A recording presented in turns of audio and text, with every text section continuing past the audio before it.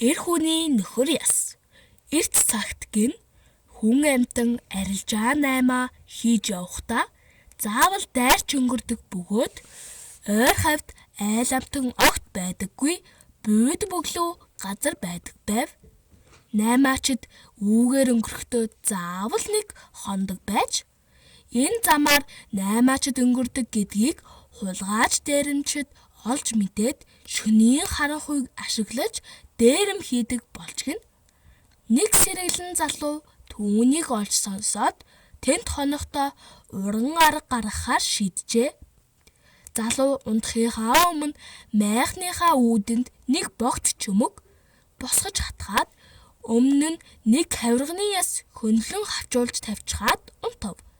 Шөнө донд хулгайчид наймаачдын ачаа барааг хулгайлахаар майхны хажууд иртэл үүдэнд буу барьсан хүн зогсож байв. Үүнийг харсан хулгайчид ухаан жолоогүй зүхтаж алах болжээ. Учир нь богт чөмөг хавирганы яс хоёр шөнийн харанхуйд буу барьсан хүн шиг харагдсан юм байж. Түүнээс хойш бусад наймаачид тэр аргыг хэрэглэж хулгайчдад эд бараагаа алдалгүй авч хоцордог болжээ. Ийм учраас хуучны хүмүүс богт чөмгийг эр хүний нөхөр хэмээн ташиж идэхийг цээрэлдэг байжээ. Үүнд гарсан богт чөмг нь малын шилб бугалаг хоёрын хоорондох чөмгийг хэлдэг юм байна. Одоо дахин нэг үлгэр сонирхуулъя. Зээрийн толгой. Эрт урд цагт нэг өвгөн төрсөн хүү өргөмөл хүү хоёртойгоо амьдрал суудаг байжээ. Нэг жил дайн болж өвгөн хоёр хүүгээ цэрэгт мордуулахаар болж гин.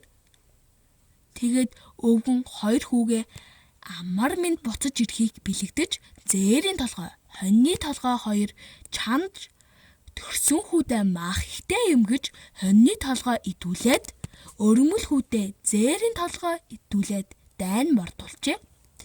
Дайны дунд төрсөн хүн дайсны суманд амиа алдаж харин өргөмөл хүн ялалт байгуулад ирчихнэ. Зэрлэг явсан зээр гэдэг амтан их хиймэртэй, үлзийтэй амтан болохоор зээр идсэн өргөмөл хүүг үлзий хиймэр тэтгэж ялалт байгуулсан гэж ярьдаг.